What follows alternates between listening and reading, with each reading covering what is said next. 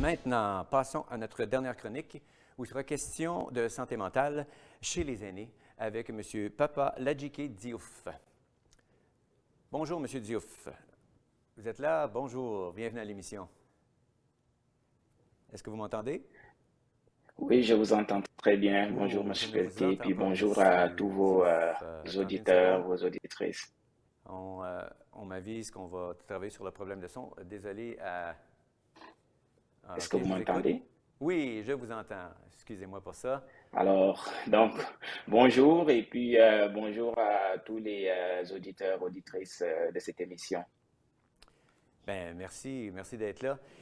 Pour entrer tout de suite en matière, donc, vous êtes psychothérapeute et formateur au Centre d'appui et de prévention, qui est un organisme qui répond aux besoins de tous les francophones en Ontario. Mais vous vous occupez en particulier des francophones des communautés noires. Est-ce que je me trompe?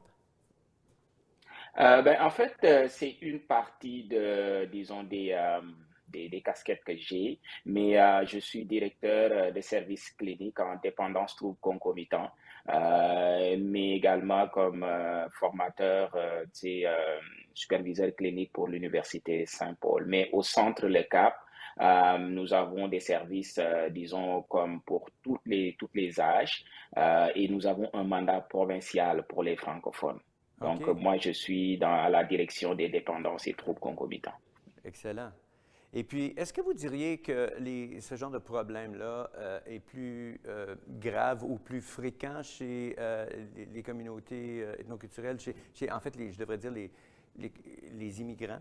Est-ce que c'est plus fréquent? Puis si c'est le cas, pourquoi? Alors, la réalité est que quand on parle de questions de santé mentale, il faut regarder comme les particularités liées un peu à des aspects qui peuvent être liés à la question de l'immigration, mais des aspects aussi qui peuvent être liés à la culture. Alors, il est important de toujours prendre en compte différents éléments qui font que les questions de santé mentale ne sont pas très souvent abordées publiquement dans ces communautés-là. Il y a la question du tabou, il y a la question aussi de, disons, du stigma, mais aussi il y a la question du fait que c'est des questions qui sont comprises et intégrées culturellement d'une autre façon, qui est très différente souvent de ce que nous, on a connu et qu'on a appris, disons, comme dans les universités, qui est un modèle qui a été pensé la plupart du temps pour disons, des populations, disons, comme majoritairement caucasiennes. OK. Donc, c'est-à-dire que vous, votre approche, c'est d'amener ces gens-là vers des méthodes plus comme celles classiques que vous avez apprises à l'université, ou bien c'est de faire un pas ou deux pour essayer de mieux comprendre leur façon de gérer ce genre de problème-là? Ou est-ce que c'est quelque part entre les deux? Ben, il est extrêmement important de comprendre que quand on parle de relations d'aide, l'aspect culturellement adapté est extrêmement important. Les gens ont besoin d'avoir des personnes qui leur ressemblent. Et ce n'est pas une question de couleur, hein, c'est une Non, question de culture. Et c'est bien extrêmement sûr. important. Je prends juste l'exemple du français. Moi, je suis parmi les professionnels qui, autour des tables en Ontario, crient souvent très fort de dire envoyer les francophones dans les services en français. Ben Et oui. c'est extrêmement important parce que chez nous, il y a ce qu'on appelle la langue des émotions. Alors, une personne a besoin d'être comprise, n'est-ce pas, par la personne qu'elle a en face et qui est censée l'aider. Et il faut cette connexion-là culturelle. Et la langue est un des aspects les plus importants. Mais au-delà de la langue, il y a toutes les valeurs qui viennent avec l'humain. Parce que l'humain n'est pas une page vierge. Elle vient de quelque part. Il a un bagage culturel. Et nous, ce que nous essayons de faire, c'est d'aider toutes ces personnes-là à avoir des services, des outils qui sont culturellement adaptés à leurs besoins. Effectivement. Puis on ne le dira jamais assez, quand une personne souffre, que ce soit physiquement ou mentalement, déjà elle se sent démunie, c'est d'autant plus important qu'elle ait le sentiment qu'on est à l'écoute et puis qu'on comprend, qu'on ne juge pas, parce que dans ces différences culturelles-là, des fois, justement, il peut y avoir, sinon, ne serait-ce que l'impression que l'intervenant portent un jugement sur notre façon de faire, sur nos traditions par rapport à ce genre de problématique-là, là, n'est-ce pas?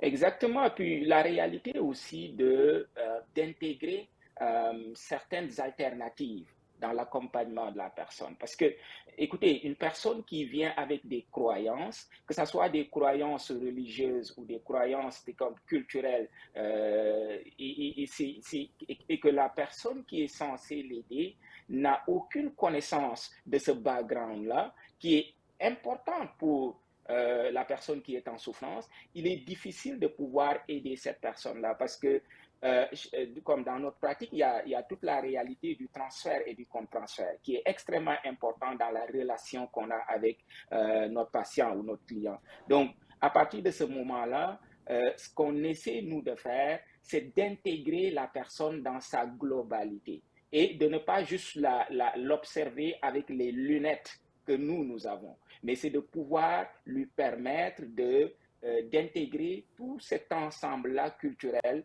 avec laquelle elle arrive en traitement, avec laquelle elle arrive en thérapie, et de pouvoir respecter cette spécificité-là tout en adaptant les outils par rapport à ses besoins et à ses réalités, disons, culturelles.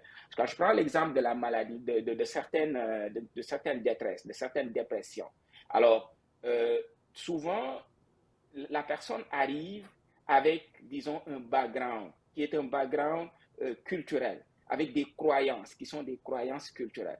Et il est important de partir de ça pour pouvoir construire cette relation-là avec la personne qu'on veut aider et de ne pas tomber dans le jugement ou la stigmatisation. Des fois, on le fait de façon inconsciente parce qu'on est ignorant de la réalité de cette personne-là qui se présente à nous. Voilà. Donc, ce que je retiens, c'est que dans ces soins-là, on est beaucoup dans le dialogue, c'est-à-dire qu'on écoute, on aborde et puis on s'adapte, d'où mon idée d'un réel dialogue.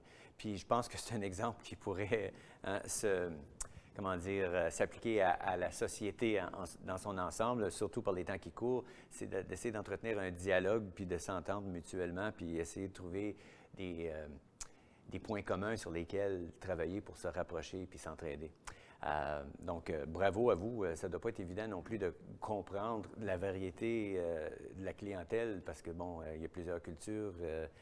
Le Canada est un pays qui accueille des gens de partout au monde. Donc, ça ne doit pas être évident. Je salue votre travail, M. Diouf. Pour finir, j'aimerais ça qu'on parle d'une conférence qui va avoir lieu le 28 février qui est en lien avec ce genre de problématique. Pouvez-vous nous en dire plus? Mais en réalité, c'est juste pour mieux sensibiliser, pour mieux également éduquer à travers, disons, cette plateforme-là, parce qu'on est quand même dans le mois de l'histoire des Noirs, qui est extrêmement important, qui est très symbolique, et c'est une occasion pour nous, dans notre domaine, de pouvoir aussi apporter cette problématique-là, de discuter et d'échanger sur la centralité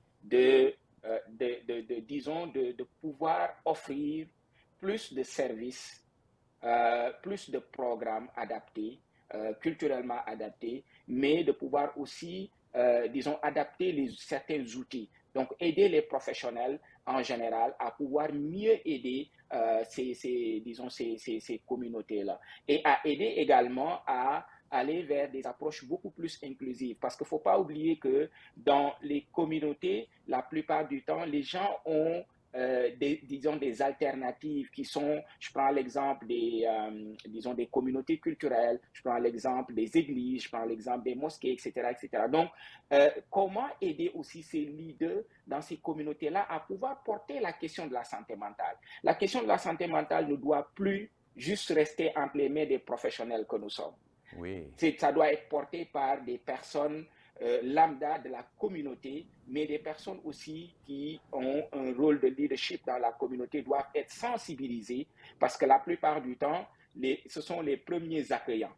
Oui. Dans certaines communautés, ils sont les premiers accueillants. Et il est important de pouvoir aussi les aider à pouvoir mieux aider ces personnes-là et à pouvoir les référer vers les professionnels, disons, et aussi à briser le tabou. et à briser le tabou autour Effectivement, disons, c'est ça, briser ce silence-là autour de ces questions. Parce que c'est ça. des fois, ce qu'on s'est rendu compte, c'est qu'en contexte d'immigration, disons, certains ne veulent pas souvent parler de leurs difficultés au niveau de la santé mentale parce que c'est comme s'il y avait comme, c'est comme s'ils le vivaient comme un échec. Effectivement, Certains ont peur c'est du un genre de jugement. tabou, oui, oui. Puis je me souviens moi-même, Exactement. les générations, mes parents avaient exactement la même perspective sur ce genre de problème-là, ce qui fait qu'on n'en parlait pas beaucoup, ou sinon pas du tout. Monsieur Diouf, je vous remercie beaucoup d'avoir pris le temps de nous expliquer. C'est quand même, on aurait pu en parler encore pendant toute l'heure parce que ce sont des problèmes importants et complexes. Je comprends qu'il y a comme une espèce de chaîne qu'on peut établir en utilisant, en passant par les leaders des communautés. Puis ça s'applique à toutes les communautés, même celles d'accueil. Donc, merci beaucoup pour votre travail. Merci d'avoir pris le temps de venir nous voir. C'est tout le temps qu'on a. Et par contre, je vous dis peut-être Merci à à une vous. prochaine. Merci à vous.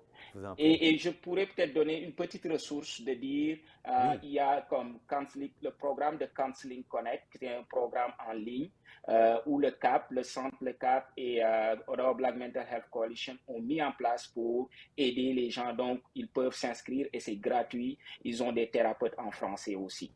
excellent. Je vous remercie encore une fois. Bonne journée.